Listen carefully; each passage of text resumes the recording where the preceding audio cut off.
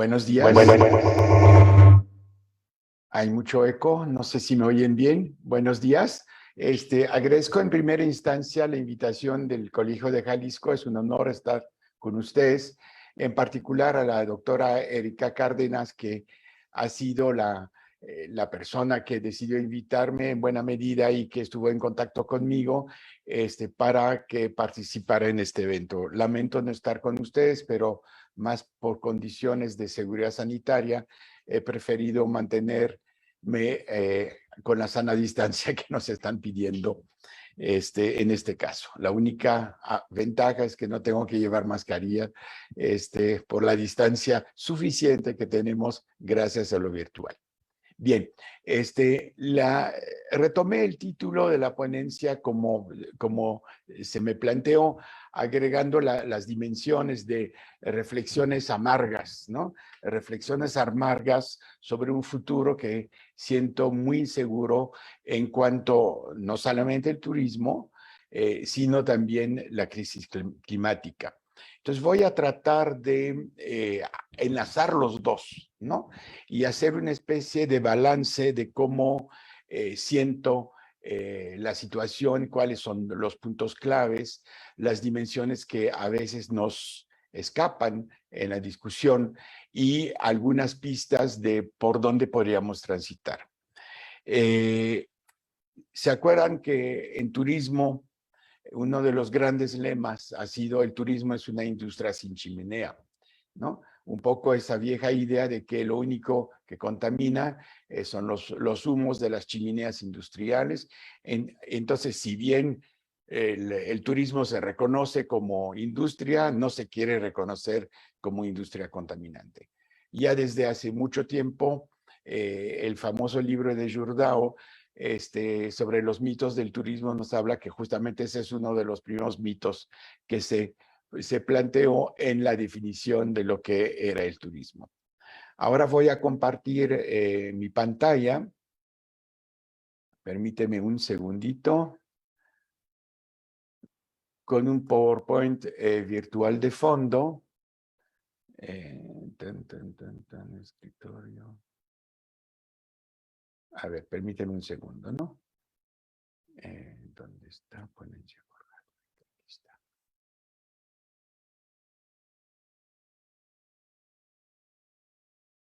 Ya, listo. Bien, me voy a quedar con ustedes para, yo creo que hace más humana ese tipo de conversación cuando se ve de perdida la cara del ponente. Y voy a arrancar, pero quisiera arrancar primero con un reconocimiento y un homenaje a un investigador de turismo, y entre otros tocó el tema climático, que es Carlos Rogelio Virgen Aguilar, de la Universidad de Guadalajara. Él falleció hace poco, creo que es una persona que aportó mucho, además era conocido y amigo mío, participando de redes y de diversos eventos, y además jalisciense de adopción, aunque no lo fuera de nacimiento. Entonces, dedico esta presentación a todo el que aportó y a su persona. Bien, empezamos. Voy a modificar un poco mi presencia. Aquí estamos. Empezaría por lo siguiente. Esa relación entre el turismo y medio ambiente es una relación compleja, y yo diría mucho más compleja que la que hemos pensado, ¿no? Con este mito, no, pues nosotros no contaminamos, solamente volamos en avión o nos vamos en barco, en tren, llegamos a una playa o una ciudad y allá jugamos, ¿no? Nos divertimos, ¿no? Por eso hablo de espacio de juego del turismo.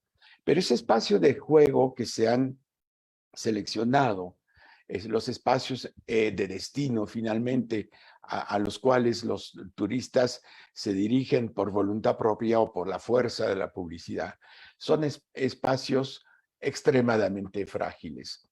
En los espacios de costa hemos asistido a una destrucción de dunas, de vegetación, de contaminación de agua, etc.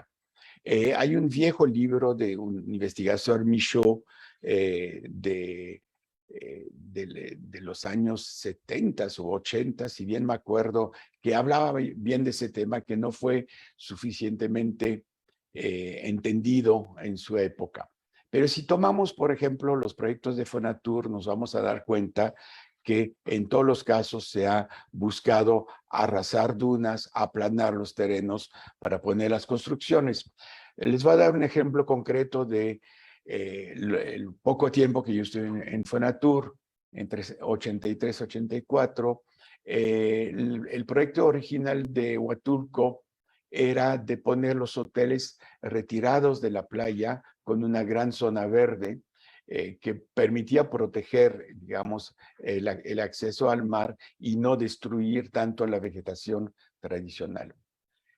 Esto no duró ni un año como proyecto, porque inmediatamente los hoteleros se opusieron y dicen, nosotros queremos acceso directo a la playa.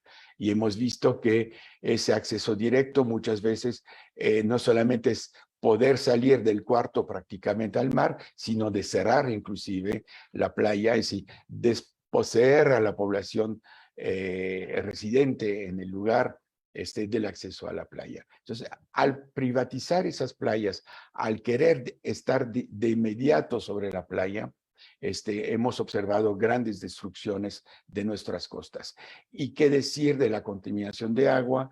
Con todo el que se ha señalado, por ejemplo, en Acapulco, sabemos que se siguen descargando las aguas negras de hoteles, de edificios de residencia de turismo y obviamente de la extremadamente grande zona urbana del anfiteatro de Acapulco. Los espacios de montaña también se han fragilizado. La construcción de estaciones de esquí, el incesante acceso, por ejemplo, de alpinistas que suben al Everest, parece que hacen casi cola como turistas en la isla de Mykonos, cuando en Grecia, cuando bajan del crucero, ahora muchos espacios de montaña están fragilizados. No, obviamente no solamente por el turismo, por la crisis climática, ya sabemos que es un fenómeno entrelazado, lo vamos a ver posteriormente. Y finalmente, los espacios urbanos es un poco diferente, pero todo eso genera una cantidad de basura, de contaminación del aire en términos generales, de afectación a las costas, a los bosques. Muchos de los incendios que ha habido en los últimos meses en Europa se deben a la falta de respeto al bosque de los paseantes, que quizás oficialmente no son turismo, sino son paseantes por un día, etcétera, pero de cualquier forma, todo ese tipo de actividad de ocio por la cual la gente circula en los bosques acaba muchas veces provocando incendios por tirar una colilla de cigarro, por prender un fuego, etcétera, etcétera. Bien. El turismo, por su fuerte presencia y su incremento, estamos hablando que el turismo ahora a nivel económico son 10% del PIB mundial más o menos, la cantidad de empleo que genera, la cantidad de construcciones, de ocupación de tierras que se han realizado, está haciendo pagar al planeta un precio ambiental a largo plazo extremadamente violento. Y esto se va a tener que pagar. Eso es parte de la deuda que tenemos con nuestro planeta y con la cual nos enfrentamos con el cambio climático. El segundo punto es decir, bueno, esto viene también de la forma, la manera como hacemos turismo, ¿no? Usamos intensivamente los recursos naturales como si fueran parte de nuestro producto turístico, como si no pudiéramos hacer turismo sin destruir el medio ambiente. Esa ocupación masiva, por ejemplo, en lugares frágiles como las costas, es eminentemente agresivo a la naturaleza, mientras que quizás formas más dispersas de hacer turismo podrían ser más positivas y menos agresivas para el medio. Nuestra ocupación del territorio como turista podría ser una de preservación, es decir, participar de la preservación o por lo pronto tener un enorme respeto. Sin embargo, nuestra ocupación es muy tecnológico y yo la llamaría naturófaga, es decir, que se come la naturaleza. Si vamos al mar, no podemos evitar el esquí, los barcos que descargan sus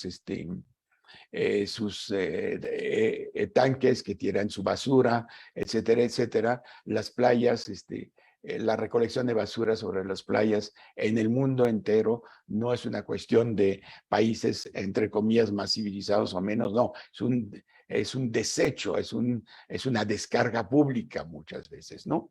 Y a eso le metemos todas las tecnologías que estamos usando justamente para el bienestar de los turistas, que implica mayor agresión, digamos, a la naturaleza.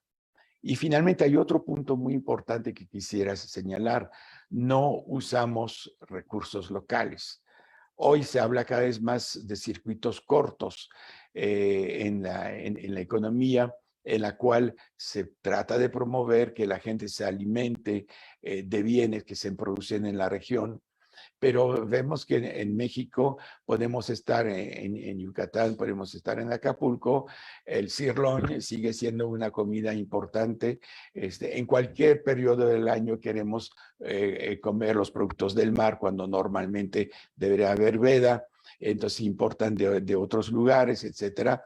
El turismo está generando no está generando una economía local más sana, sino que muchas veces la destruye por efecto de turismo y además genera una serie de movimientos de productos que sirven a alimentar el turismo en general, no solamente el turista, sino el turismo. Estoy hablando de productos de cuartos, de ropa de cama, de vajillas, etcétera. Todo, o en la mayor parte del turismo, se hace con recursos importados desde lejos. Entonces, todo este movimiento de gente, toda esta instalación transitoria que estamos observando, son procesos que generan muchos efectos económicos que pueden ser positivos por una parte, pero también muchos efectos ambientales que son eminentemente negativos. Paso a la siguiente. Bien. Y esto se agrega de que nuestros imaginarios de que lo que es el turismo, lo que es el ocio, el recreo, el descanso, está basado sobre imaginarios como el de la lejanía. Estamos pensando que hacemos un mejor viaje porque queremos ir más lejos. Hay, como les escribí, un valor simbólico de lo exótico y lo lejano, ¿no? Y eso es terriblemente fuerte. No hay algo más fuerte en lo que se oye. Me fui a Bali. Me fui hasta el faro del fin del mundo. O estuve en un safari en Kenia. Es decir, la distancia también es un factor muy anclado en nuestro modelo turístico, en la cual queremos ir lejos. Queremos valores, espacios, ¿sí?, de deseo, que son espacios lejanos, y eso obviamente tiene un costo ambiental muy fuerte. De esta forma se ha construido un valor social simbólico de lo lejano. Sin embargo, el turismo, cuando empezó inclusive a masificar, el turismo europeo un poco antes, inicialmente después de la Segunda Guerra Mundial, no pretendía ir al otro lado del mundo, en cierta medida porque era incosteable, porque no había los medios de transporte, pero también por un motivo muy sencillo: había mucho que conocer cerca. Y estamos viendo, de hecho, vale la pena subrayar, estamos viendo ahora en la crisis ambiental y la crisis inflacionaria económica que se está dando en los países desarrollados, estamos viendo que mucha gente dice, pues ya no me voy tan lejos, hay muchas cosas que puedo hacer en mi alrededor, que no es de 5 kilómetros, puede ser de 100, 200 kilómetros, pero que evita una buena parte del costo de emisión de CO2 que implica el transporte a larga distancia. Y si hablamos también de los efectos de precio de los energéticos, estamos viendo que hay un punto álgido que se tiene que pensar seriamente. La otra es que nuestro segundo imaginario es lo virgen, la valorización de lo natural, ¿no? Cada vez menos queremos espacios que ya han sido organizados, que han sido ordenados territorialmente en función del turismo, sino que queremos la selva, ¿no? Queremos la Amazonia, para decirlo así. Queremos algo que no se conoce, que sigue siendo en un estado virgen, quizás por una especie de imaginario del cual yo he escrito algunas cosas, de regreso a el paraíso perdido, ¿no? El paraíso virgen en la cual vamos a encontrar toda la belleza y toda la bondad de la naturaleza.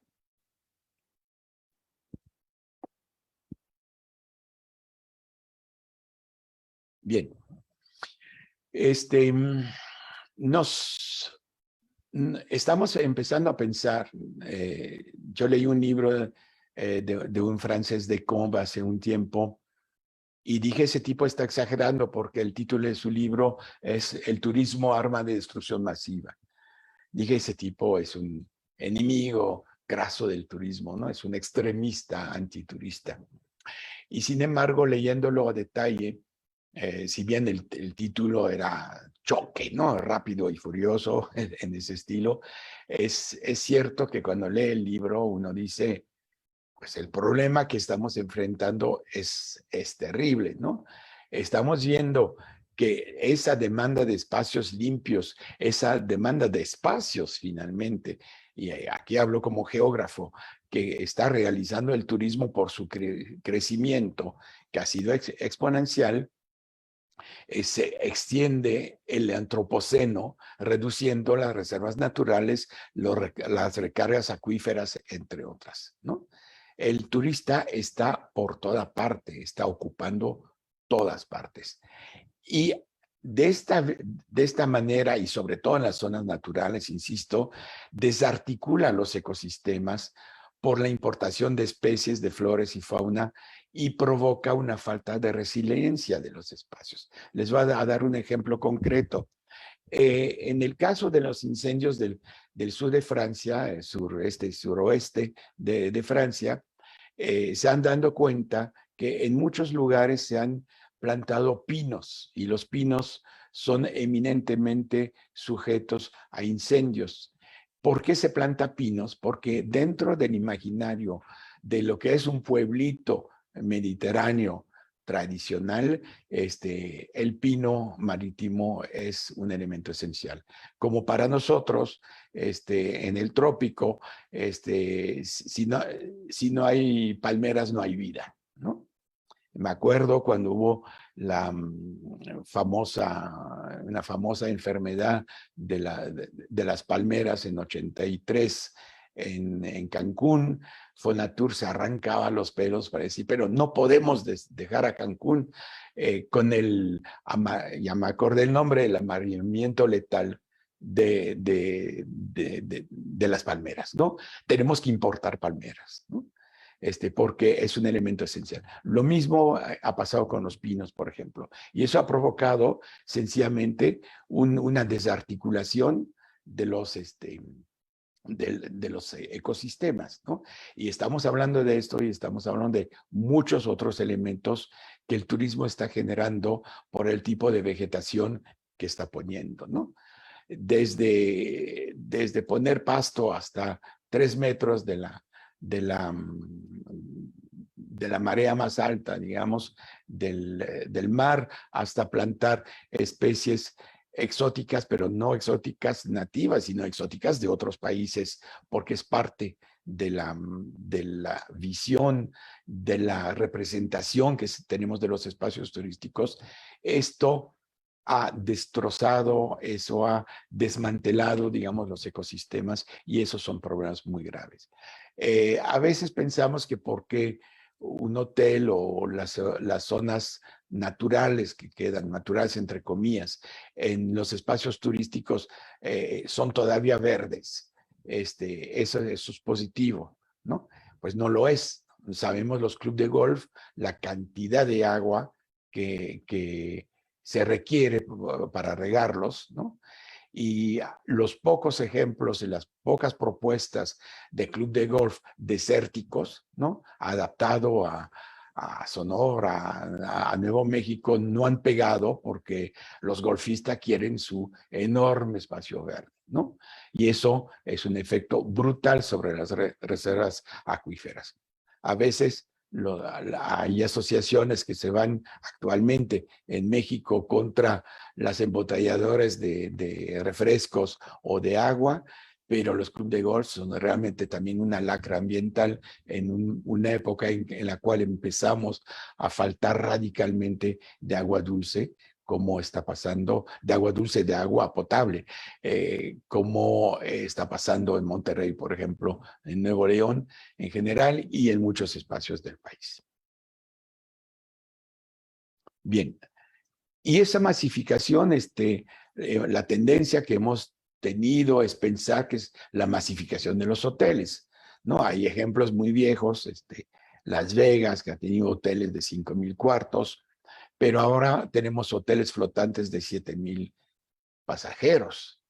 Por ejemplo, el Wonder of the Sea, el crucero más grande del mundo que se lanzó a la competencia de los cruceros en este año 2002, es una verdadera ciudad flotante, ¿no? Que tiene todas las amenidades, etcétera, y es representado como la quinta maravilla, pues, Wonder of the Seas, el nombre lo dice muy bien, ¿no? Y aquí hay unos intereses brutales atrás. Hay que entender que si se quiere enfrentar los efectos nocivos del turismo sobre el cambio climático, que sí existen, es cuestión de enfrentarse con unos lobbies brutales. Por ejemplo, la presión sobre los astilleros que hacen los enormes cruceros que vemos ahora, están muy orientados. Los dos mayores de Europa son en Francia y en Italia. Y se pelean y tratan de hacer una OPA, como se llama, una acción de toma de acciones, una sobre la otra, para volverse un monopolio en toda Francia. Ellos son los que producen, por ejemplo, cruceros del tipo Wonder of the Seas. Se imaginan que la presión sobre el gobierno francés, sobre la ciudad donde se produce y sobre la población local es extremadamente difícil, ¿no? Lo mismo que las presiones sobre Airbnb. No sé si conocen el libro de Jan Brosat, que se llama La uberización, ¿cómo se llama? La uberización de la ciudad, que está en español. Es un libro de un regidor de la alcaldía de París. Es un trabajo destructor sobre Airbnb, mostrando que son capaces de hacer presiones enormes. Entonces, todo lo que tiene que ver con esos grandes sectores de turismo, los cruceros, el turismo de plataforma, las grandes cadenas hoteleras, es algo extremadamente complicado y eso hay que tenerlo muy en cuenta. Algunos activistas ambientales han muerto defendiendo playas, bosques, etcétera, y no solamente contra los talamontes, sino también contra ese tipo de proyectos entre inmobiliarios y turísticos. Por su parte, pues sabemos las navieras se defienden haciendo lobby, y son lobbies muy, muy, muy fuertes a nivel político extremadamente alto, y haciendo reportes que tratan de desmentir lo que dicen los ecologistas. Aquí les puse una liga, leí ese reporte y y realmente es de una gran habilidad para voltear los argumentos de los ecologistas, ¿no? Sin embargo, tomo este caso de los cruceros porque yo creo que es un caso muy importante porque está mostrando como un aparato de alta tecnología, ¿no? Un crucero es algo ya de alta tecnología, tiene una fuerza política que hace que todos sus efectos negativos sean minimizados y se deja andar, ¿no?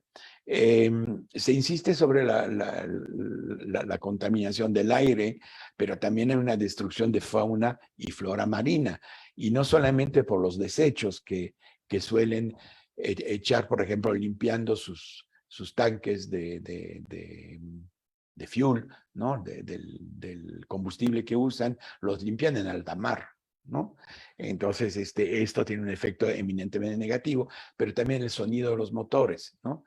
Los motores están funcionando toda la noche porque los cruceros se mueven de noche y se paran en los diversos puertos visitados de día, ¿no? Entonces hay una cantidad de sonidos, hay una cantidad de decibeles en el nivel submarino que es extremadamente fuerte. Pero los motores siguen prendidos el día completo porque aún si está atracado el barco, porque necesitan mantener el aire acondicionado para las cocinas, para los cuartos, para todos los espacios de residencia, digamos, transitoria del turista, etcétera, ¿no? Esto es un problema brutal que no se quiere enfrentar.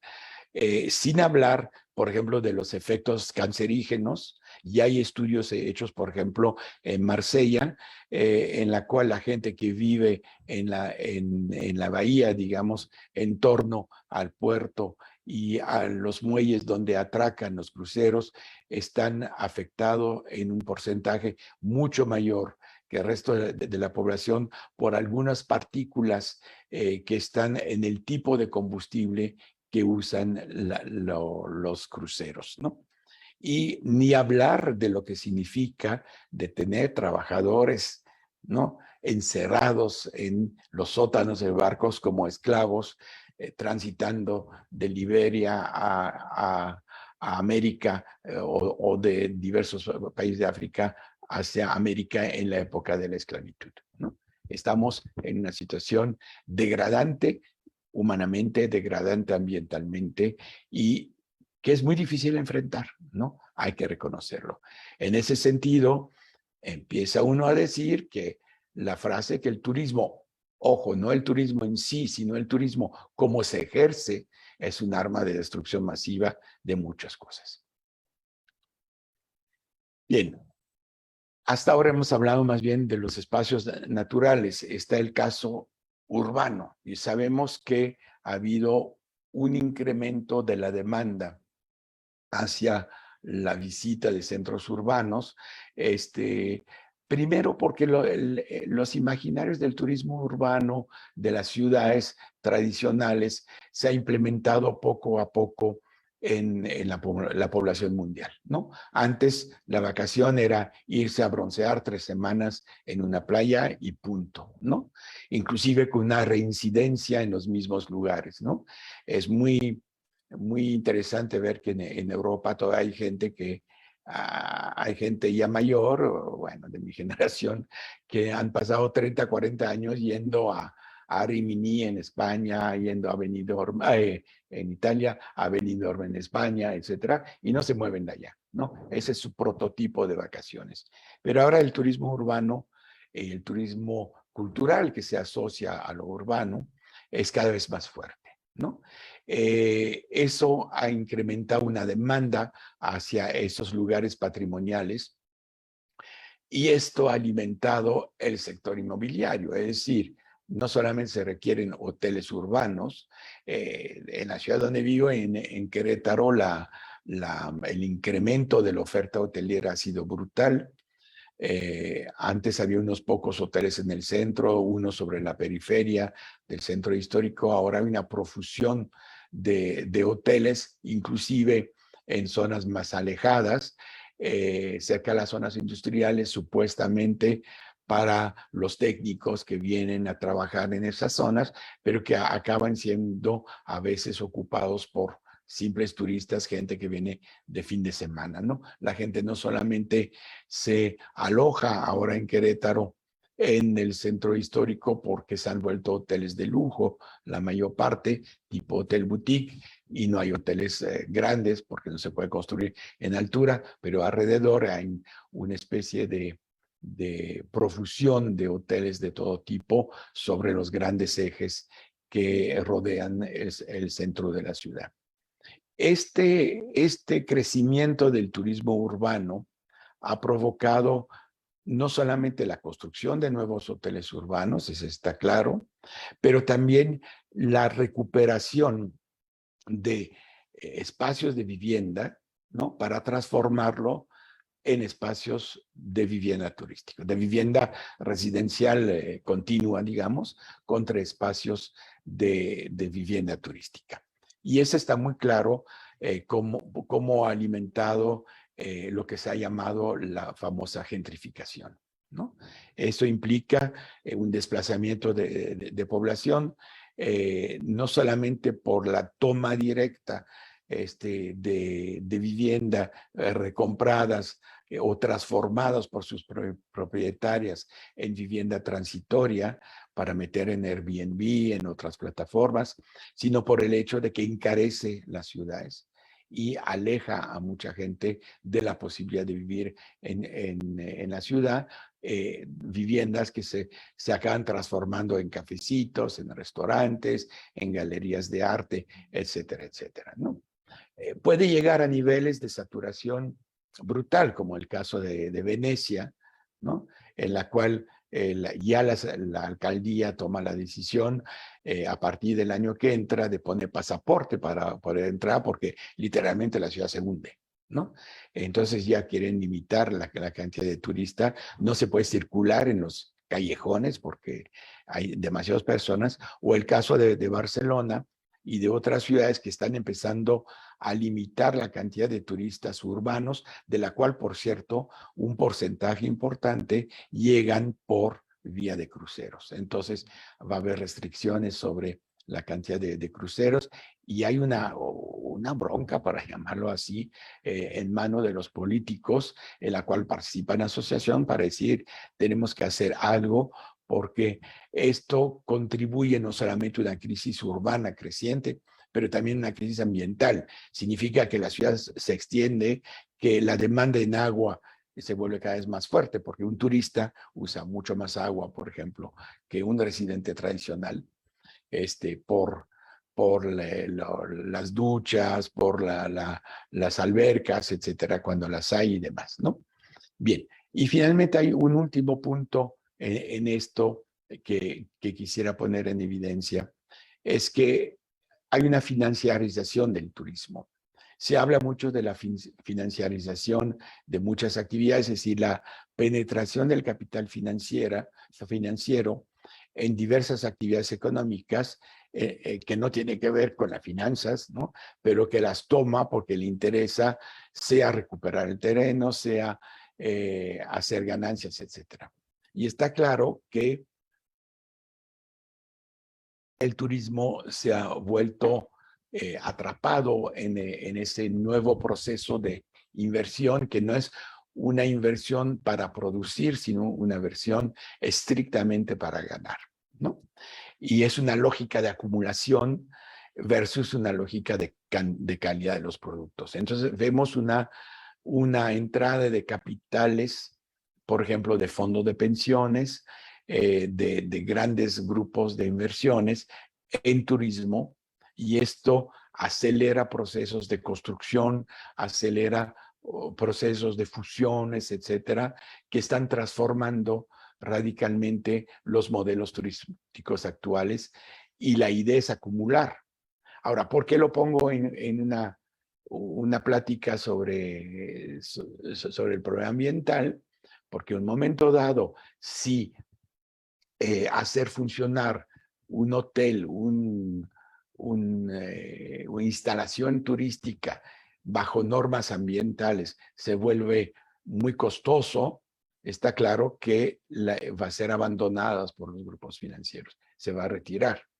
Entonces, una lógica de acumulación siempre es una lógica que trata de limitar los costos. Y entonces el costo ambiental podemos pensar que no será asumido por esos grupos financieros. Y a muchas cadenas hoteleras ya están pasando a esta lógica. Bien, ahora, ¿qué ha pasado con la pandemia? Porque al final la pandemia nos abrió los ojos sobre muchas cosas, ¿no? Entonces quise retomar ese tema brevemente acá, porque el sector turismo es curiosamente un sector en la cual, por lo pronto en México, hemos oído un discurso absolutamente surrealista del secretario de Turismo y de sus allegados, de que tenemos que regresar a la normalidad. Ese es un mal momento, pero es como una fiebre, ¿no? Tenemos fiebre, el día siguiente estamos bien. Es que no es así, ¿no? Pero así se ha tomado, ¿no? No se ha pensado de que algunas cosas también podían funcionar mal en el turismo, ¿no? Y curiosamente, del lado de la población, hemos visto cuando estamos empezando a salir, cuando dan señales de que se acabó la crisis sanitaria, aunque no se acabó, la verdad, pues la gente corre a la playa, corre a la diversión, corre a hacer las mismas prácticas, realizar las mismas prácticas turísticas que antes, con el mismo grado de afectación al ambiente. Estamos viendo regresar los cruceros masivos, ¿no? Porque la gente quiere escapar como sea, aunque hemos visto en la misma crisis del turismo, de COVID, que en los peores momentos los barcos, los cruceros eran lugares de alta contaminación, ¿no? Al COVID, la gente regresa a esto, ¿no? Y entonces esas políticas de regresar a cualquier precio, ¿no? A pesar de que eso tiene el efecto de que si regresamos al turismo, devuelve unas olas. Esos ciclos que hemos tenido, ahora estamos en la cuarta, la quinta, la sexta, no sé, creo que la quinta, finalmente es también producto de que no hemos mantenido la contención, digamos, en los contactos que era necesario, todas las medidas de prudencia suficiente, entre otros en el turismo. Y esto ha provocado que seguimos tenía brincos. Yo creo que hay que esperar que para septiembre vamos a ver un rebote como efectos de la medición de lo que está pasando en las vacaciones actuales. Que sí ha habido reacciones ciudadanas, sí las ha habido, pero ha sido pocas y pronto apagadas, porque finalmente es cierto, todo el mundo deseamos vacaciones, todo el mundo deseamos salir, sobre todo después de contención voluntaria o obligada, que finalmente nos ha torcido la vida, para decirlo en alguna forma, ¿no? Bien. Algunas evidencias ahora articulando bien turismo con cambio climático. Es cierto que si revisamos la literatura de los estudios turísticos, que no datan de mucho tiempo atrás, el interés por el tema de la relación entre turismo y cambio climático no rebasa mucho los 20, 25 años, ¿no? Eso está claro. Es un tema nuevo, porque justamente ha habido este discurso, ¿no? Casi ideología de decir el turismo es una industria limpia, ¿no? El industria es una industria verde. Así que si bien el discurso ideológico, el discurso ecológico y los avances en las políticas ambientales se da desde más tiempo atrás, en el turismo se ha hecho silencio de ese tipo de cosas. Pero también hay que acordarse una cosa, el turismo es víctima también del cambio climático y es verdugo en el sentido de todo lo que hemos visto antes, pero también no hay que olvidar que el turismo puede ser víctima del cambio climático. ¿Por qué? porque estamos viendo erosiones de playas, ¿sí? No hay semanas que no veo en la televisión algún pueblo que se queja de que se llevaron las palapas, llegaron a las casas.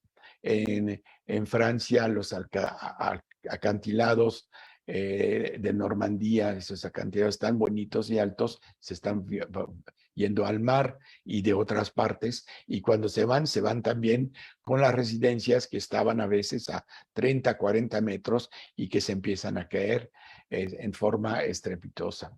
Es cierto también de que ha habido muchos campings que se han quemado en los incendios actuales. Es cierto también que la, la posibilidad de hacer excursiones en bosques, paseos en bosques, se ha tenido que limitar en los últimos meses por la resequedad del suelo y el riesgo de que cualquier chispa que provocaba el paseante, el turista, pudiera encender un nuevo incendio. También por falta de agua, etcétera, etcétera, ¿no? Ni hablar de los casos como Venecia, en la cual el cambio climático propio también está afectando al turismo al grado de decir, pues lo tenemos que reducir, ¿no? Entonces, ese doble juego hay que tomarlo en cuenta. Tampoco es evidente que el modelo turístico actual esté dispuesto a hacer los cambios adecuados y a pagarlos, ¿no?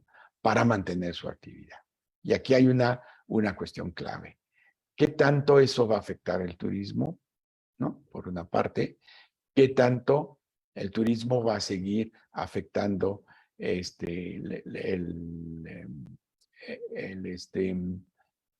los diversos índices climáticos, ¿no? ¿Qué podríamos pensar? Quizás reducir las cargas y aplanar los picos.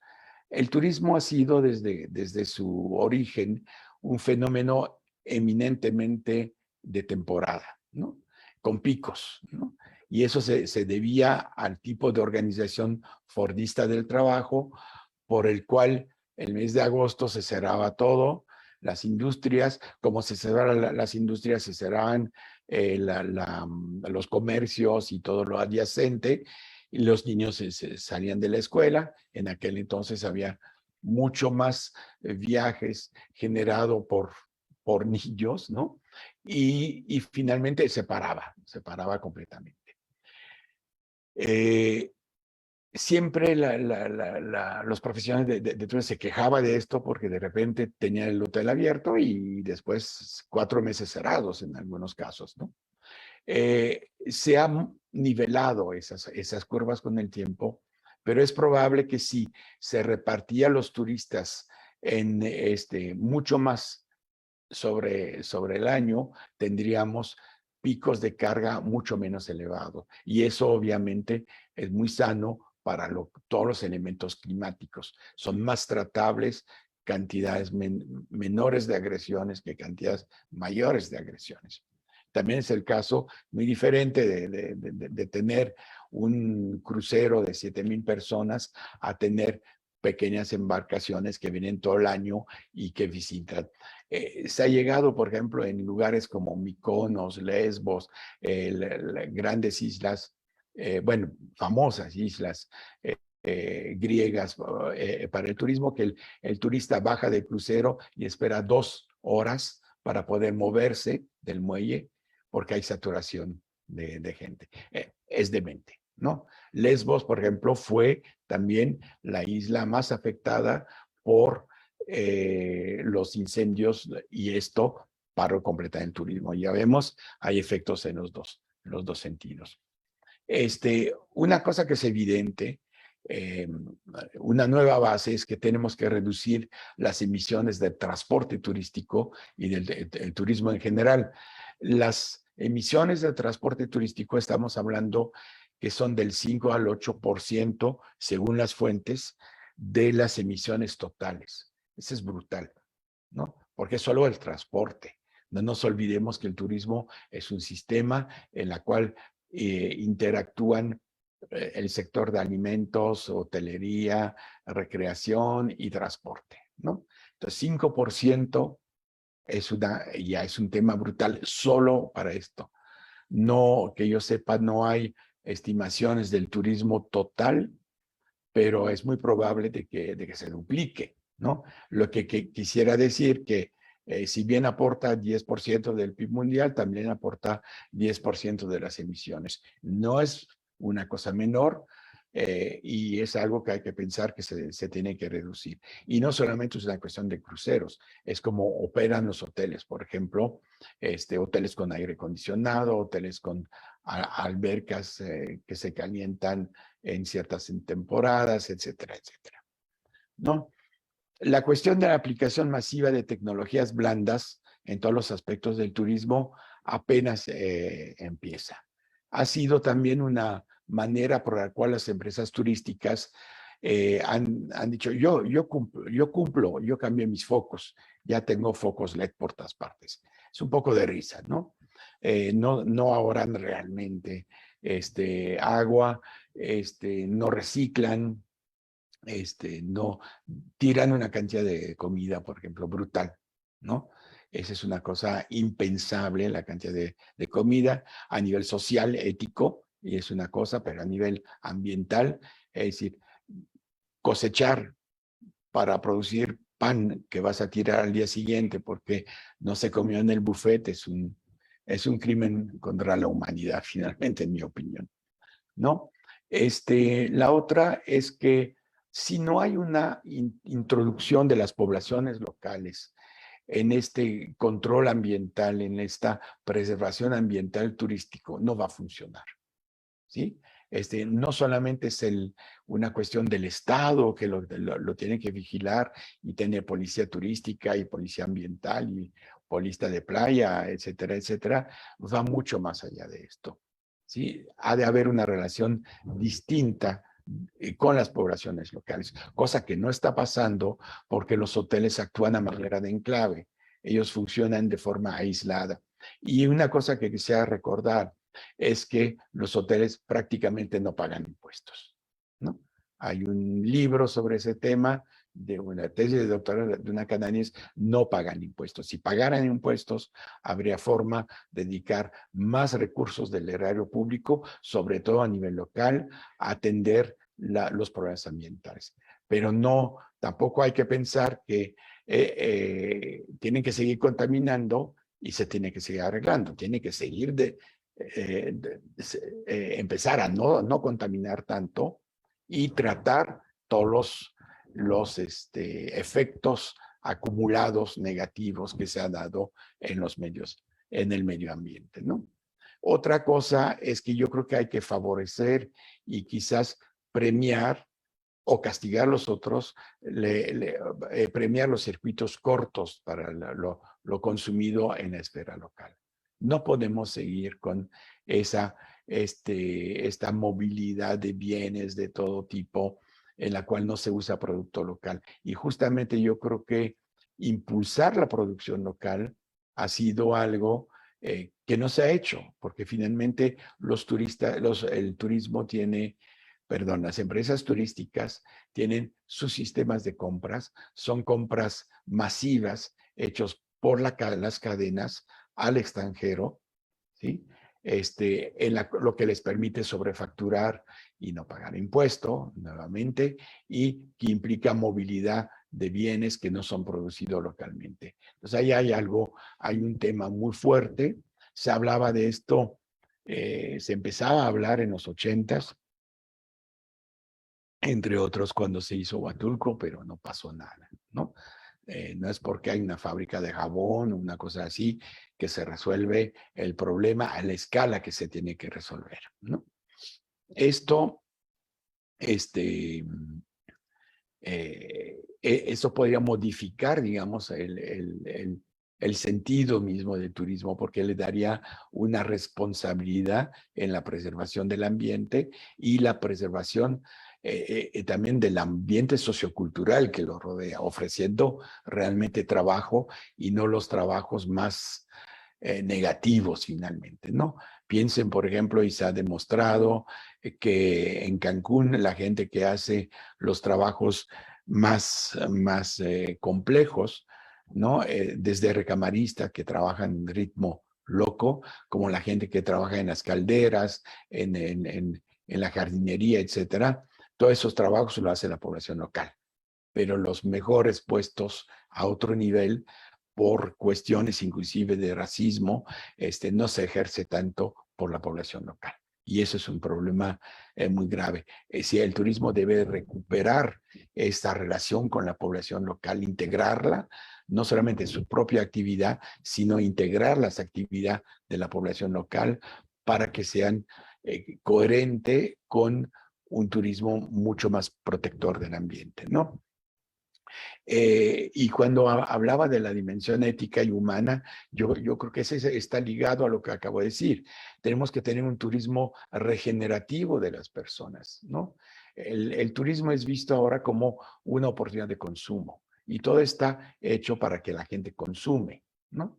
Entonces se le pone ofertas de todo tipo, para que se mueva, para hacer cosas, pero no es regenerativo de las personas. Y lo que necesitamos todos es no ser guiados por imaginarios consumistas, sino con imaginarios de buen vivir, ¿no? Del buen vivir de la cual se habla cada vez más y de salud mental, de salud física, etcétera, etcétera, ¿no?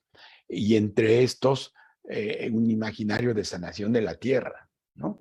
Que nos daría pistas para que el turismo fuera un turismo que apoya la salud de la tierra.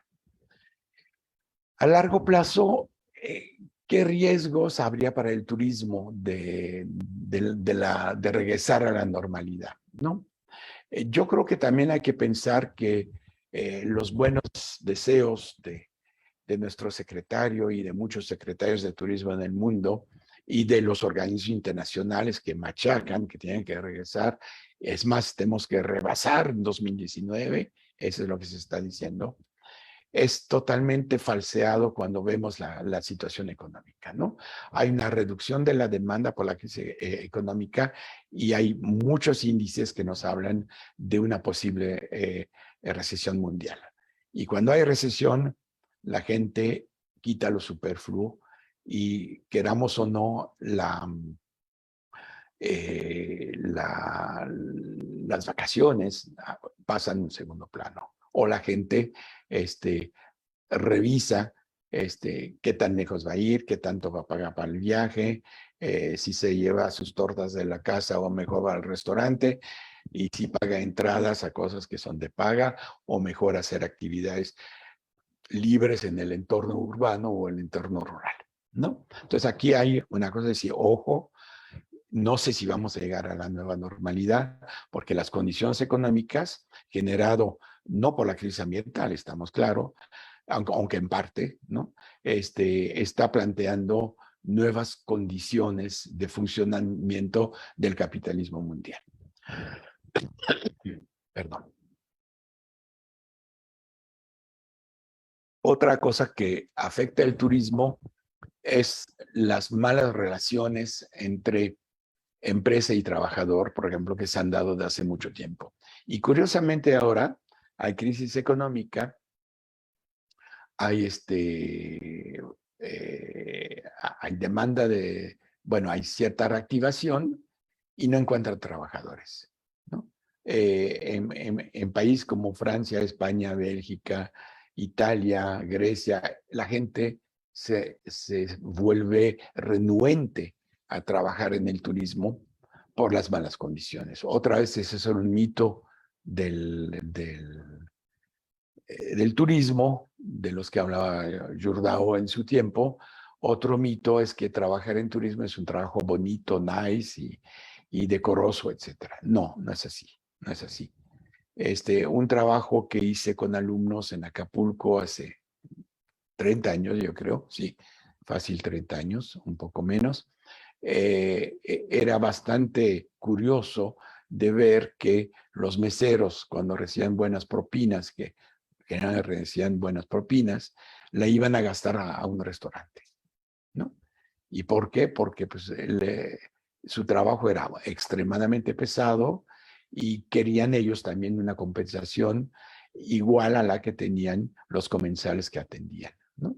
Entonces, curiosamente, en vez de llevar el dinero a la casa y mejorar la casa y gastar para su familia, de repente se sentaban después del trabajo a trabajar, a comer, por otra parte, en condiciones mucho más decorosas que lo que tenían en su casa, o si le daban la comida en el restaurante. ¿Cómo se llama? Las Kellys, como les decían en España, son las recamaristas para nosotros, ¿no? No sé por qué les dicen Kellys, por cierto.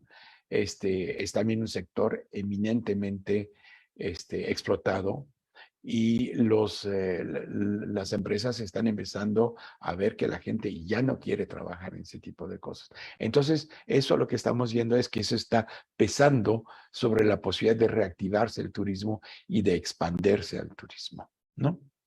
Estamos asistiendo también, es otro riesgo para el turismo normal que podría crecer, es la aparición de medidas locales contra cierto tipo de turismo, ¿no? Interdicción de cruceros, ¿no? O por lo pronto reducción del número de cruceros. Perdón. Pasaporte turístico obligatorio, como va a ocurrir en Venecia a partir del año que entra, activismo contra el turismo de plataforma, intervención de los estados para obligar a las plataformas y a los dueños de espacios de espacios metidos a Airbnb, por ejemplo, a pagar impuestos, etcétera, etcétera. Es decir, ya empieza a haber una resistencia, digamos. El turismo ya no puede hacer todo lo que quiere en la forma que lo quiere, ¿no? Estamos viendo también un crecimiento del turismo de proximidad y del excursionismo sustitutivo al turismo de larga distancia. En ese sentido, está claro las tendencias en Europa, pero inclusive acá, hay mucha gente que está, en vez de tomar vacaciones lejos, tanto por el COVID como por los costos, está diciendo, bueno, si ya nos hicieron 120 pico pueblos mágicos, ¿por qué no aprovechamos para ir a estos o hacer un turismo familiar? Finalmente, somos muchos de origen migrante, tenemos familias en provincia, y por qué no vamos a ver el pariente, etcétera, etcétera, la abuelita, y es una forma de turismo que no es reconocida como tal, pero que sí lo es en alguna forma porque uno se desplaza, se aloja y gasta localmente, ¿no?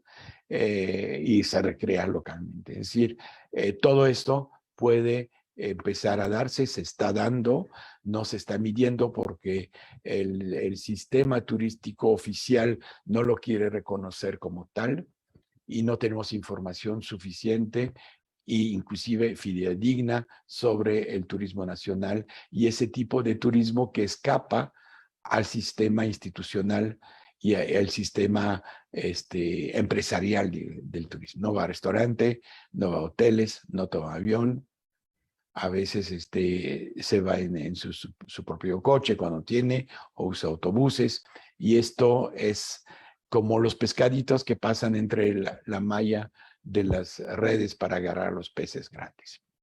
Y finalmente hay una cosa que es importante también y que puede también inducir una retención, digamos, del crecimiento del turismo, lo que para mí sería un factor favorable. Hay un imaginario antiturístico, hay una turismofobia creciente que tiene sentido a partir de el hecho de que el turismo muchas veces se comporta como si fuera empresas mineras, ¿no? Un extractivismo radical, no dejo nada, yo tomo el espacio, tomo la playa, no voy a dar buenos puestos a los locales, a veces traigo empresas de construcción del hotel con todos los trabajos de fuera, no compro localmente, es una forma de extractivismo y la gente lo está empezando a resentir, aunque antes siempre pensaba que eso iba a generar muchos empleos, etcétera. Y por otra parte, en las ciudades en la cual los procesos son mucho más radicales, como Barcelona, por ejemplo, o Ibiza, entre otros, en la cual la gente está archi cansada en los Baleares del turismo de botellones, como lo llaman, ¿no? El turismo de la borrachera, ¿no?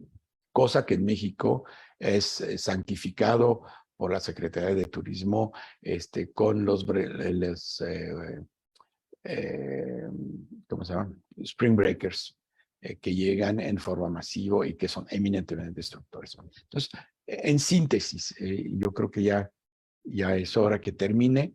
Creo que me extendí con una disculpa. El turismo no tiene las tendencias que nos quieren decir.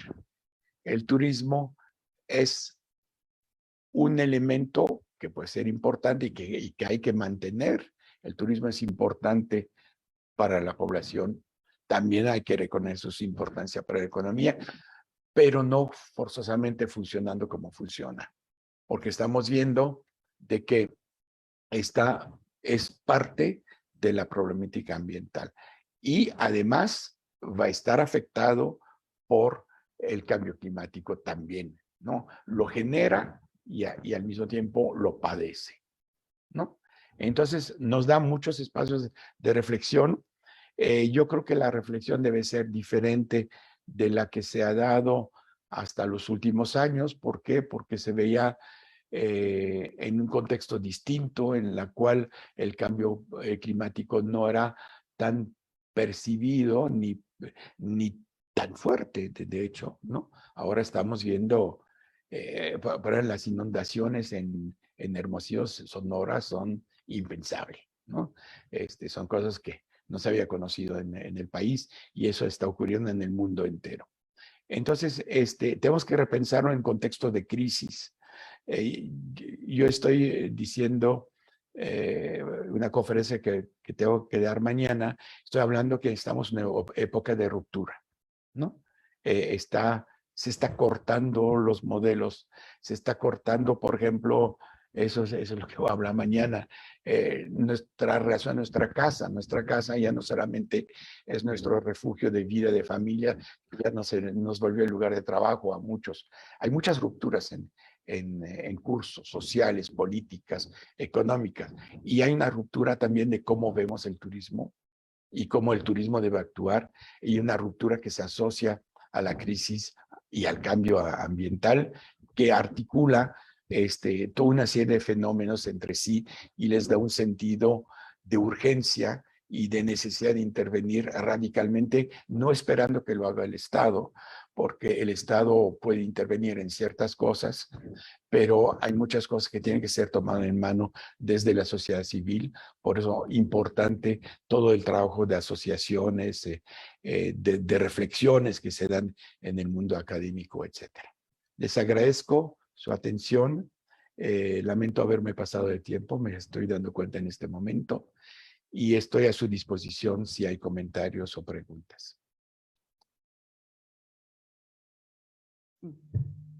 Agradecemos la participación de nuestro ponente magistral, el doctor Daniel Yernaus. Muchas gracias.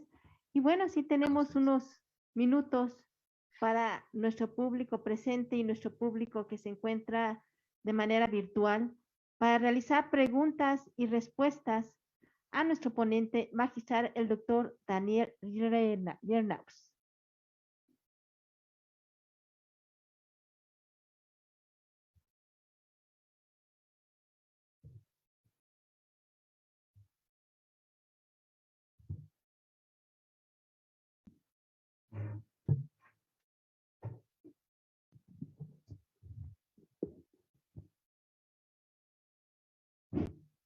¿Qué tal? Muy buenos días. Soy Mariano Beret, investigador del CIESAS Occidente en temas de Derecho y Política Ambiental.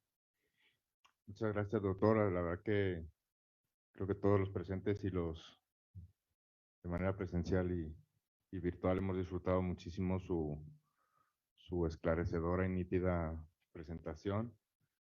Los elementos que pone sobre la mesa me parece que son clave y fundamentales. Esta cuestión sociocultural pesa muchísimo, ¿no? Sobre los ecosistemas y sobre el propio sector turístico, que efectivamente está relativamente diversificado, ¿no? Y presenta problemas ambientales en el ámbito urbano, rural, costero, ¿verdad? De gran consideración, ¿no? Tiene que ver con el tema del imaginario, como mencionaba, también, por ejemplo, con la cuestión de los autos, ¿no? En la ciudad, ¿no? Esta cuestión que usted mencionaba como de el mesero que se va a trabajar a gastar la propina al restaurante, ¿no? Pues en el mismo sentido es imaginario de tener un carro o es imaginario de qué hacer con tu vida o por qué, cómo justificas, ¿no? En términos emocionales y socioeconómicos hasta cierto punto, un modus vivendi a través de una experiencia turística, así sea de 5 días al año, ¿no? Pues puede ser el motor de, de existencia, ¿no? De personas y de familias, ¿no? Completas. Creo que, bueno, habría muchísimo que comentar y me parece que es interesantísima esta cuestión, ¿no? En cuanto al tema de víctima y verdugo, me parece que es especialmente significativo, ¿no? Hablando de cambio climático.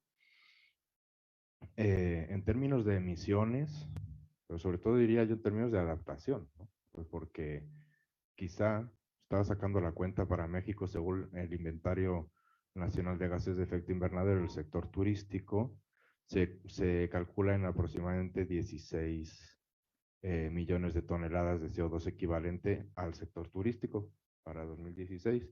Y aquí con mi amigo Javier hacemos la cuenta de que solamente significa el 2.3% de las emisiones totales de gases de efecto invernadero según el Inventario Nacional Mexicano. Pero, ¿cuánto representa ese 2.3? En el territorio no se traslada de una manera igual, ¿verdad? Las emisiones de un transporte público o privado en una ciudad, como podría ser aquí Guadalajara, Querétaro, etcétera, como es las implicaciones en destinos, ¿no? Por supuesto, urbanos y especialmente de manera ponderada en cuanto a la sensibilidad, la fragilidad y la exposición de las zonas costeras, ¿no? A los efectos adversos del cambio climático. Entonces, por ahí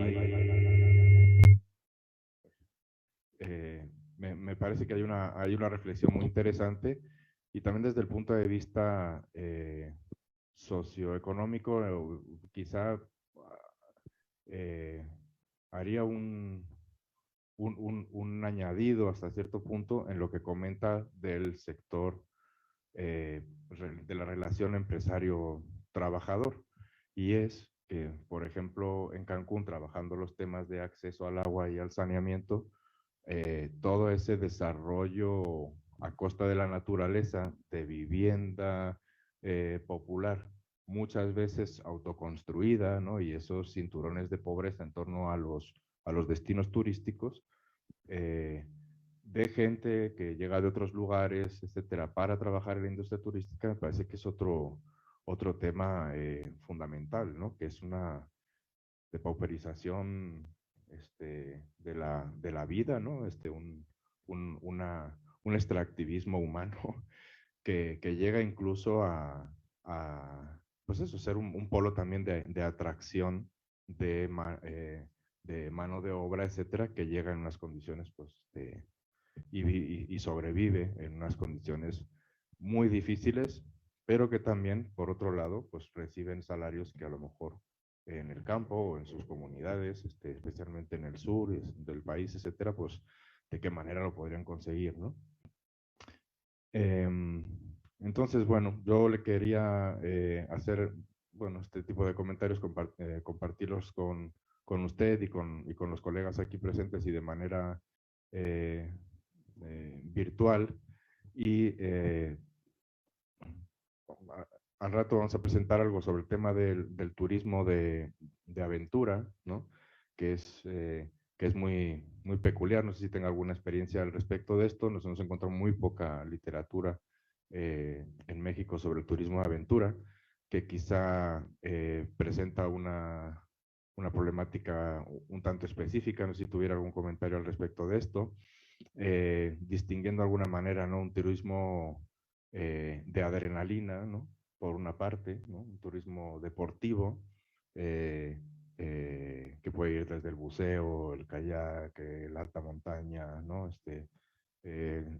Ciclismo de montaña y otras cuestiones, que de alguna manera busca esa experiencia deportiva, como digo, de adrenalina, ¿no? De reto ante la naturaleza, pero también, por ejemplo, el excursionismo, el buceo recreativo, ¿no? En kayak, etcétera, que es un turismo también de calma, ¿no? Y en ese sentido es un sistema, advertimos, la maestra Nora Granja y yo, que es un sistema poco empresarializado, vamos a decir, ¿no? En cuanto al sector, pensando en los guías especializados, es parte del problema, ¿no? Luego por guías no especializados se ocasionan muchos problemas. Y los alojamientos, ¿no? De alguna manera, que son campamentos itinerantes, ¿no? Pero que también ocasionan por la fragilidad de los ecosistemas una serie de impactos, ¿no? Sobre los que comentaremos. Sin embargo, buena parte, y también coincido que hay un déficit de información muy importante en este tema, buena parte de este turismo de aventura, por ejemplo en Puerto Vallarta, ¿no? Que creo que lo van a tocar como destino en sus problemáticas en el curso del seminario del Congreso. Solamente se toma en cuenta de alguna manera en casos asociados a destinos masivos, ¿no? Entonces, bueno, no sé si tenga algún comentario sobre esta cuestión, por el déficit de información y por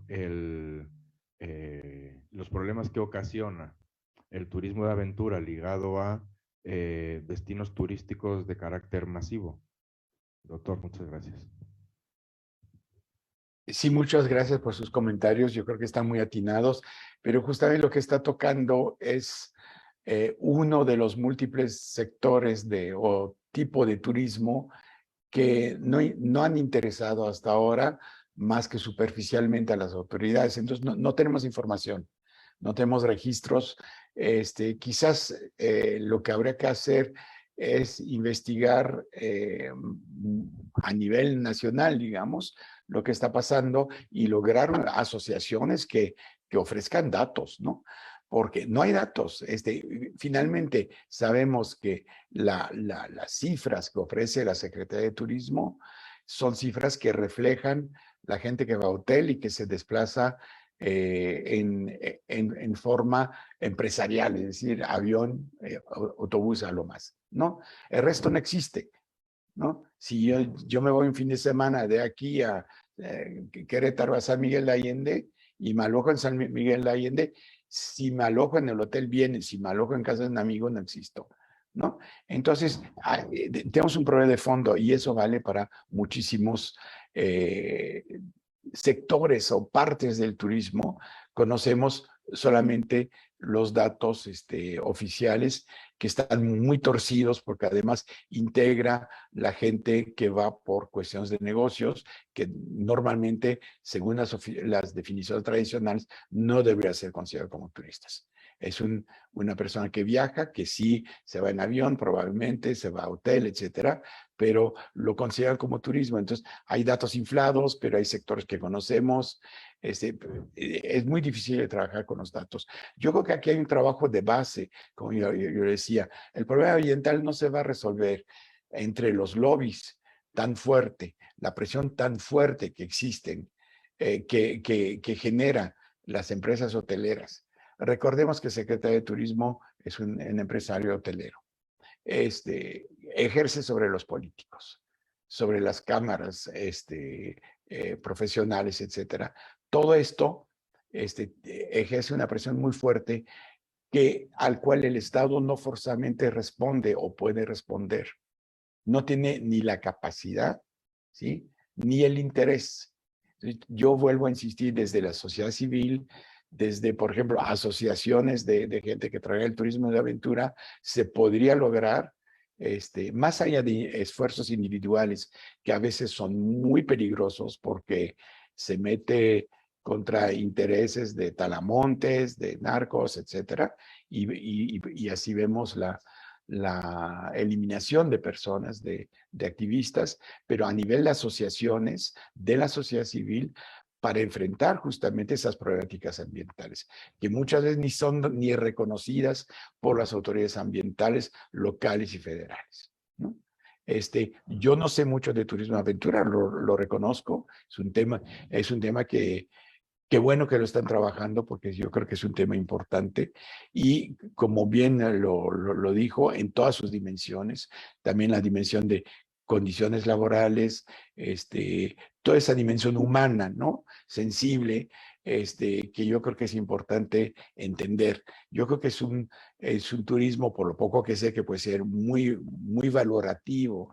Cuando hablaba de turismo regenerativo, el turismo de aventura, sí, de aventura para los que lo pueden realizar, que también hay una parte de la población importante que no lo puede hacer, puede ser muy, muy sano, digamos, para el ser humano, ¿no? Entonces, es un sector que hay que promover. Y al mismo tiempo, si se forma bien la gente que ofrece los servicios, puede ser algo que ayuda a la protección de la naturaleza y enfrente, digamos, la crisis ambiental que está generando los sectores más predadores del turismo. Comienzan a darse más preguntas aquí entre el público virtual y también el público presencial. Y bueno, vamos a meter ahorita esta pregunta del doctor Arturo Venancio Flores, de la Universidad Autónoma del Estado de México. Aquí felicita la presentación del profesor, del doctor Daniel Reinaus. Y su pregunta es, ¿con la gobernanza se puede minimizar los impactos ambientales provocados por el turismo? ¿Qué es lo que empieza usted, doctor Daniel Reinaus? Pues yo creo que en alguna forma contesté con el final de mi respuesta anterior. Yo creo que es una gobernanza que solamente funcione desde el Estado y las empresas. Sí podemos resolver una parte del problema, ¿no? Si se puede legislar sobre emisiones, tener más controles de las empresas, etcétera, pero yo insisto, si esa gobernanza tendría que incluir la sociedad civil, que sea capaces de demostrar, digamos, lo que está fallando y proponer soluciones porque tiene también un conocimiento de base. En los años 80, básicamente, pero ha seguido, Cancún ha sido un ejemplo de que mucha gente que venía de fuera, que se instaló allá, se instaló llegó con cierta conciencia ecológica y esa conciencia resultó muy importante para que se formara grupos que tratara de detener la voracidad de las empresas turísticas más proeminente. Y hubo toda una serie de movimientos y de acciones para detener ciertos proyectos, etcétera. Yo creo que eso ha sido muy importante. Quizás no es así en todos los desarrollos turísticos, pero yo creo que eso es una base fundamental. La gobernanza es de tres, es de los agentes productores, en este caso, del gobierno, ¿sí? Y de la sociedad civil. Insisto de que yo soy muy pesimista sobre la actuación del gobierno, ¿sí? Basta de hablar del Tren Maya, sin entrar en detalles, para ver cómo se comporta frente a la incidencia ambiental de sus propias obras, ¿no? Pero yo insisto, la sociedad civil ha demostrado mucha madurez, mucha capacidad de denunciar situaciones, pero también mucha capacidad de proponer, y yo creo que por allá va la cosa, ¿no? Definitivamente es una gobernanza multipartidista, multipartidaria, digamos, o multiparticipantes, no partidista, por favor, sino de que integre muchas componentes, ¿no? Y yo creo que también tenemos que tomar en cuenta experiencias internacionales, porque sí hay experiencias interesantes en otros lugares, a la cual yo creo que no han llegado en México porque estamos todavía con cierta distancia en cuanto a conciencia ecológica en una serie de dominios, ¿no? Hasta aquí mi respuesta. Gracias. Muy buenos días a todos. Gracias a la organización aquí al Colegio de Jalisco. Soy el biólogo Javier Ochoa de CIAFASE, asesores ambientales y en recursos naturales. Primeramente, felicitar al doctor Reinaux por la plática, la charla muy interesante. Creo que muy puntual la situación de los cruceros como una metrópoli chiquita que tiene toda la problemática de servicios de una ciudad y toda la situación de operación. Y también cómo se vincula con los espacios abiertos que mencionaba usted en el caso de la costa o lo que pasó con Huatulco, ¿no? Felicidades. Tengo un comentario y una pregunta.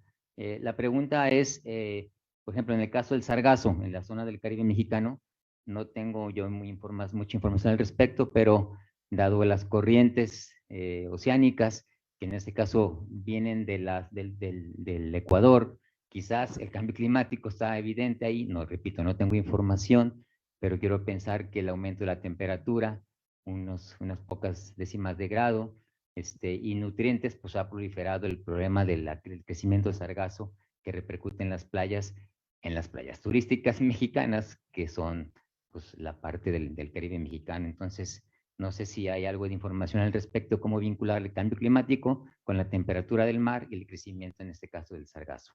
Como pregunta y como un comentario, hemos tenido la oportunidad de participar en proyectos de senderismo o turismo de aventura, más que turismo de aventura, senderismo y caminantes en la zona de Ajijic, en lo que se conoce como el sendero del Tepalo, que hay unas cascadas en Ajijic. Yo cuando les platico que fuimos al Tepalo, a las cascadas de Ajijic, en la ribera del lago de Chapala, quien dice, ¿por qué cascadas en Ajijic? Ahí a 2 kilómetros o a 200 metros de la última casa. Pues sí, en estos días, como esta semana que estaba lloviendo en Guadalajara diario, pues, y allá también, pues están las cascadas muy bien. Después de 2 semanas que no llueve, pues por supuesto que el arroyo ya no trae agua, pero esa experiencia del senderismo hemos visto justamente, como mencionaba el maestro Beret, Mariano, alguna problemática, le mencionaba el doctor Daniel en su conferencia, alguna problemática con la capacidad de carga, de que de repente hay tanta gente que va a caminar al Tepalo, ahí en Ajijic,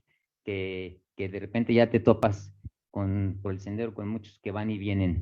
Ahí estuvo trabajando con la comunidad indígena de Ajijic, vinculado con servicios ambientales de la CONAFOI y del FIPRODEFO, de Fideicomiso Forestal aquí en Jalisco. Entonces, a lo mejor hay experiencias un poco aisladas. También el fin de semana que entra hay una caminata en otra zona, acá en Izcatán, con Caminos y Senderos de México. Entonces, a lo mejor son actividades de turismo de aventura, o en este caso senderismo, o hablando de la adrenalina que mencionabas, Mariano, pero finalmente habría como que a lo mejor documentar esos hechos aislados que se están dando de alguna u otra manera, ¿no? Muchas gracias a la organización y me quedo, si tiene un comentario, doctor, respecto a lo de cambio climático vinculado con sargazo, muchas gracias por la presentación. Muchas gracias muchas gracias por sus comentarios. La verdad no soy especialista del tema, pero sí parece que hay una relación entre temperatura de agua y o por ejemplo, el problema de los corales, el cambio de temperatura del agua afecta la vida de los corales, probablemente afecta lo de sargazo. No me quiero pronunciar porque no lo manejo bien. Ahora, lo que decía de senderismo me parece muy importante. Yo creo que no se trata de vaciar, digamos, las playas para ir a llenar los bosques, ¿no? El problema de la capacidad de carga se da a todas las escalas, inclusive las escalas de un recorrido de 5 kilómetros en el bosque puede implicar, como lo acaba de decir, un exceso de carga. Entonces yo creo que es importante de que se haga estudios en cada proyecto de ese tipo, hasta cuánta gente podemos llegar, ¿no? Otra vez quizás disminuir la carga. No todo el mundo se va el domingo antes de la comida, ¿no? Por ejemplo, ¿no? Ofrecer en diversos momentos, ver inclusive cómo se debe de comportar la gente en su recorrido del trayecto, ¿no? Y eliminar, digamos, los posibles efectos, manejar muy bien la definición de senderos para que la gente no se salga y no vaya a afectar diversos actividades naturales que se están generando en los ecosistemas atravesados, ¿no? Todo eso necesita muchísima reflexión, porque al final es una reflexión sobre cualquier actividad humana, ¿no? Que estamos haciendo sobre la faz de la Tierra. Pues tenemos que ver qué efecto tiene, qué carga implica para el ecosistema en el cual se ubica. Y yo creo que el turismo en particular, cuando es el turismo de naturaleza, puede ser capaz de acabar de destruir las cadenas que existe entre los diversos participantes de un ecosistema, puede introducir especies distintas, ¿no? Puede afectar recolectar hongos, por ejemplo, parece algo muy sano, pero no sé hasta qué nivel esto puede generar otro tipo de problemas. Hemos visto, por ejemplo, en países europeos, la reinserción de zorros, la reinserción de osos, la reinserción de bisontes, inclusive, ¿no? En diversas zonas naturales en la cual se está creando desastres ecológicos, ¿no? Entonces, a veces una acción que puede parecer bonita, ¿no? Voy a reintegrar una especie en extinción como el oso, y voy a aprovechar para hacer turismo, para ir a cómo se hace observaciones de aves, se hace observación de osos. Entonces, hay efectos contradictorios, ¿no? Yo creo que es muy delicado, estamos tocando aspectos muy delicados y no estamos como sociedad, también hay una necesidad de mayor información de la sociedad en general, porque no estamos acostumbrados a pensar los viajes así. El viaje es explotar, ¿no? Hacer todo lo que se me pegue la gana. No estamos acostumbrados a pensar que estamos pisando territorios de otros, aunque sean animales, vegetales, etcétera. Y obviamente población local. Hay mucho que hacer y hay la tarea de concientizar a las personas debe de venir justamente de los especialistas, ¿no? Que conocen esos temas, y es algo que se tiene que integrar, yo creo que inclusive a las actividades académicas. Finalmente, lo que está proponiendo CONACYT, y hay gente que se molesta un poco contra esto, pero también es muy cierto de que todos los trabajos de difusión que nos está pidiendo ahora CONACYT para entrar al SNI son cuestiones importantes. Qué bueno que la están valorando, que muchas veces preferimos dar una conferencia académica que va a tener su digno certificado, a dar una plática a la cooperativa no sé qué o a la asociación de no sé qué, porque no nos da nada, ¿no? No tiene valor académico. Y yo creo que no es tenemos que cambiar también los académicos nuestra mentalidad con relación a la difusión de nuestro conocimiento en los medios que realmente influyen, ¿no? Quizás hacer una conferencia entre académicos como está ocurriendo ahora es muy útil y estoy muy contento de haberla hecha, pero también tenemos que hacer ese trabajo de difusión, de concientización, de conocimiento, con la gente que realmente opera, ¿no? Hasta empresarios, ¿no? Puede ser con empresarios, con meseros, con gente que organiza actividades, etcétera, ¿no? Eso es como yo lo percibo ahora, ¿no? Hay muchas cosas que hacer en ese sentido. Y si está en ese tema de senderismo, etcétera, yo creo que hay muchas cosas que saber, ¿no? Que conocer y que difundir, ¿no? Ir a hacer un recorrido en un bosque no es cualquier cosa. Lo hemos visto con la mariposa monarca. Yo creo que es el mejor ejemplo de que cuando se abrió la idea de que qué bonito ver las mariposas, fue un desastre, ¿no? Fue un desastre, que la gente iba por todas partes, las pisaba, las tomaba, etcétera, hasta que progresivamente se dio una conciencia que llegó tarde, y se empezó a regular la actividad.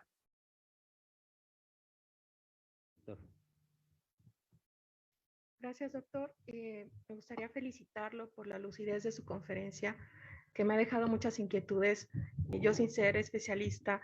Sin embargo, pensaba cómo sí, efectivamente, durante la actividad turística hay importantes daños, ¿no?, ambientales. También pensaba en lo que pasa cuando de manera posterior hay un impacto, es decir, en el abandono de infraestructura turística, hotelera en particular, en ocasiones en hoteles de playa, por ejemplo, después de un huracán, quedan los hoteles abandonados, a veces por décadas, no sé si por falta de una normativa o qué es lo que pasa, pero también hemos visto en centros históricos cuando un negocio no funciona y es abandonado. En términos espaciales hay una contaminación visual, hay una contaminación del paisaje y un daño también a la comunidad en términos de salud y de seguridad, ¿no? Entonces, me quedaba también con esta inquietud, doctor, si nos pudiera comentar algo al respecto. Sí es cierto, ¿no? Hay muchos residuos, ¿no?, que se mantienen, a veces se recuperan, a veces no. Me está surgiendo un recuerdo de infancia. Yo nací en Bélgica y en la época en la cual yo era niño, las vacaciones básicas era ir a la playa del Mar del Norte, que no es particularmente encantadora, ¿no? Pero entre otros, lo que había todavía era residuos de la Segunda Guerra Mundial, había búnkers, ¿no? Que era imposible dinamitarlos, porque eran muros de 2 metros, etcétera, etcétera, ¿no? Entonces, pues ese residuo se quedó y se integró finalmente al paisaje, a veces mal aprovechado para traficar droga, etcétera, luego con muchos grafitis y otros, pero finalmente ese es un ejemplo extremo de algo que no se podía quitar, ¿no? Es cierto, el abandono de hoteles, etcétera, son cosas que no debería de operar así, pero también, ¿por qué se abandonó el hotel? No es, quizás se podía reconstruir, pero ahí estamos viendo que los intereses financieros son más importantes que la operación, ¿no? Si no funciona, te vas para afuera. Si hay que volver a reconstruir parte del hotel y reacomodar y volver a poner cristal a las ventanas, etcétera, etcétera, porque no resistió, es otro problema, ¿no? Y ahí se quedan, y efectivamente sería interesante hacer un recuento de los edificios abandonados, ¿no? Los edificios turísticos abandonados o ahora con todo el problema de los zoológicos y de las reservas de animales salvajes que están desapareciendo, porque ya se considera anormal de mantener, y sobre todo como pasó en el Ajusco, de mantener en mal condición los animales, pues no está creando problemas de reciclaje de área. Yo me pregunto, ¿qué va a pasar con ese terreno enorme en el Ajusco que fue aplicado a criar y a mantener en malas condiciones animales, y no sé qué tanto a especular con ellos? ¿Qué va a pasar con ese espacio, no? Quizás es la oportunidad de recuperarlo para algo de protección ambiental, es decir, algo que muestre ejemplos de, no sé, de huertas urbanas, de tecnología, etcétera, al fin que ya se arrasó, ¿no? Y es un espacio que está desforestado, digamos, o quizás siempre lo fue, y pues hay que hacer algo, ¿no? Hay que recuperar. La política del reciclaje va sobre los edificios, no solamente sobre la comida, sobre nuestras malditas botellas de plástico, sino también sobre los edificios, sobre las actividades abandonadas, etcétera, etcétera, ¿no? Es a veces muy desesperante de ver cómo por litigios, porque en el centro de Oaxaca tiene todavía muchos edificios abandonados, edificios coloniales a veces, porfirianos, otros, que están a punto de derrumbarse, ¿no? Y se ve las plantas que sales, eso da muy buenas fotos, pero para los turistas, pero es un peligro, ¿no? Entonces, es decir, dentro de nuestras costumbres debe haber política de reciclaje, porque es cierto que los destinos turísticos, o digamos las operaciones turísticas, tienen ciclos de vida. Eso todos los turistólogos lo dicen. Entonces, ¿qué pasa cuando el ciclo de vida se acaba por alguna razón? Se abandona pues, lo que ha pasado en varias partes del país, ¿no? Algunos han logrado reciclarse sobre sí mismo, ¿no? Otros, pues, el desarrollo está por otra parte, como ha pasado con Acapulco, que se ha movido el centro de desarrollo de la zona tradicional a la zona dorada y finalmente la diamante. ¿Y qué sigue? ¿No? La zona diamante es una zona que se inunda fácilmente, por cierto, que tiene espacio abajo del nivel del mar, ¿no? Entonces hay graves errores ecológicos. Si sube el nivel del mar, quizás diremos adiós a una parte de la zona diamante, ¿no? En fin, es una cuestión importante la que subraya el reciclaje, ¿no? Y hay experiencias europeas maravillosas de reciclaje urbano, en la cual se recicla zonas completas y se aprovecha para darle una dimensión ecológica importante. A mí me gusta, por ejemplo, he visto proyecto en la cual de repente se cierra una calle, tiene poco uso, y la gente hace sus hortalizas en el espacio de la calle, ¿no? A nivel, construyen, digamos, con madera las recipientes para poner las hortalizas y funciona y se respeta, ¿no? Me parece maravilloso porque el exceso de calles es verdaderamente brutal, ¿no? Entonces, poder retirar calles o poder usar baldíos para hacer huertas urbanas me parece importante, sobre todo cuando hablamos de los ciclos cortos, ¿no? Y hablamos también de la disminución del poder de compra de las personas, ¿no? Entonces, hay muchas cosas que pensar. Yo creo que nuestro pensamiento está todavía muy anclado en viejos paradigmas, ¿no? El paradigma del turismo bueno, bonito y maravilloso, yo creo que ya está empezando a hacer agua, ¿no? Como Titanic ya se va hundiendo. Ahora, hay gente que dice, y con justa razón, ese turismo masivo es lo que ha permitido a la gente de menos capacidad económica de tener vacaciones, ¿no? Aunque sea un hotel, todos cuartos iguales y de buffet bastante fuchi, y de playa atascada, pero esos lugares de vacaciones, ¿no? Exactamente, allá también habrá que ver una cuestión de equidad social, de ver cómo se compensa esta retirada quizás directamente o este retroceso de lugares turísticos tradicionales, ofreciendo alternativas de ocio, ¿no? Y eso yo creo que es muy importante. Y no todo, y aquí regreso a mi punto de partida, no todo el ocio debe ser moviéndose. ¿Quién inventó eso? Bueno, moviéndose no incluyó 5 kilómetros para ir a ver el pueblo de al lado, ¿no? O 50 kilómetros. Estamos en una época de gente que hace turismo en el espacio, así que podemos asumir que 100 kilómetros todavía es válido, ¿no? Pero, ¿por qué tengo que ir tan lejos, ¿no? Cuando hay tanto que no conozco de mi país, ¿no? ¿Y por qué no inventar otras formas de funcionar? Por ejemplo, empieza a haber gente que hace cambio de casa, intercambio de casa. Te presto mi departamento que está cerca de la costa y tú prestas el mío en la ciudad y yo voy a hacer turismo cultural, tú vas a hacer turismo de playa, ¿no?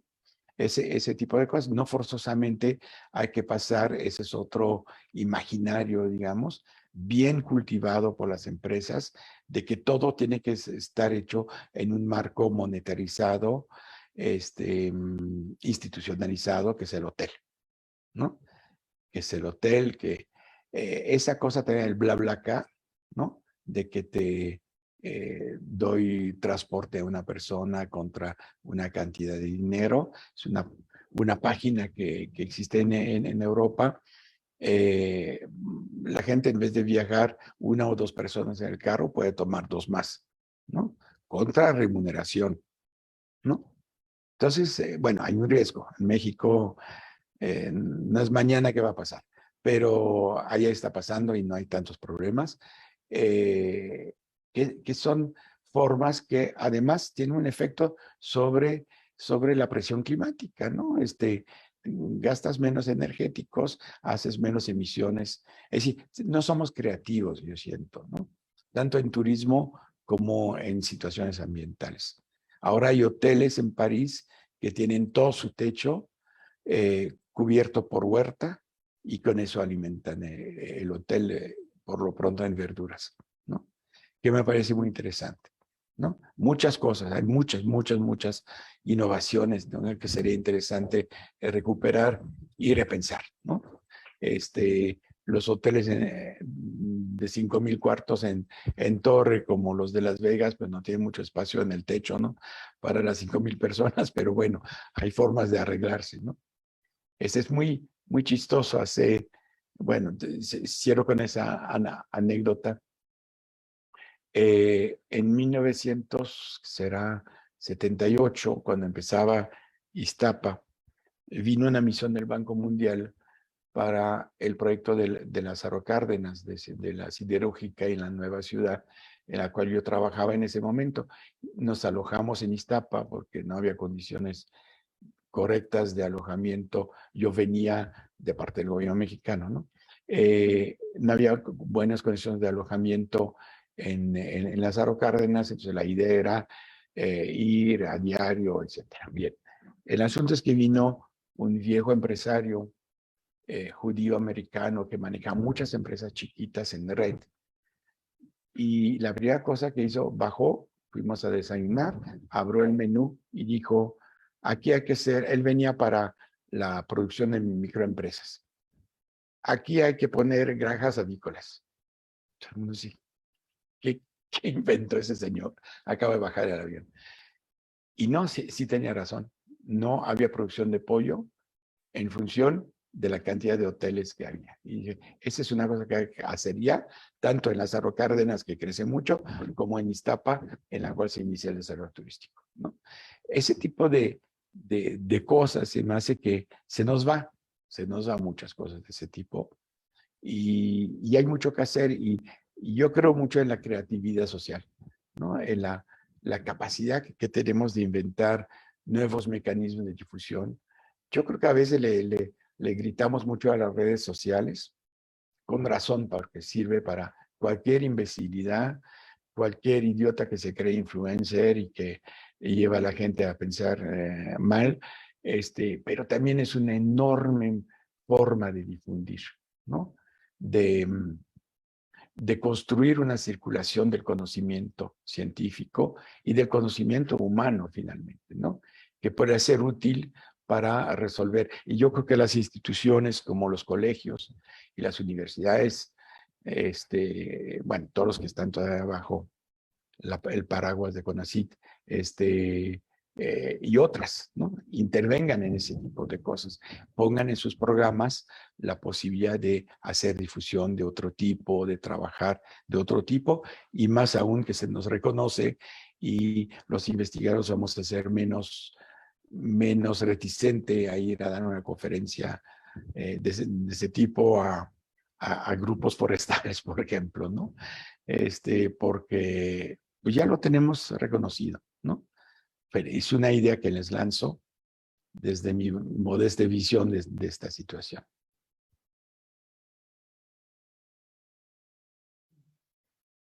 No sé si tengan alguna otra pregunta. ¿No?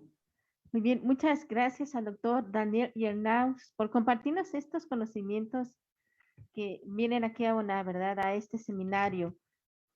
Agradecemos a todos ustedes su presencia en este seminario de turismo y cambio climático y los invitamos a continuar con nuestro programa.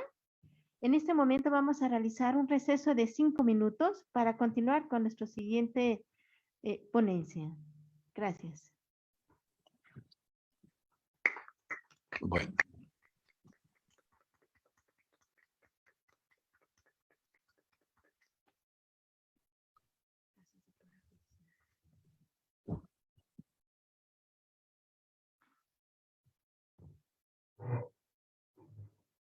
Buena elección del ponente.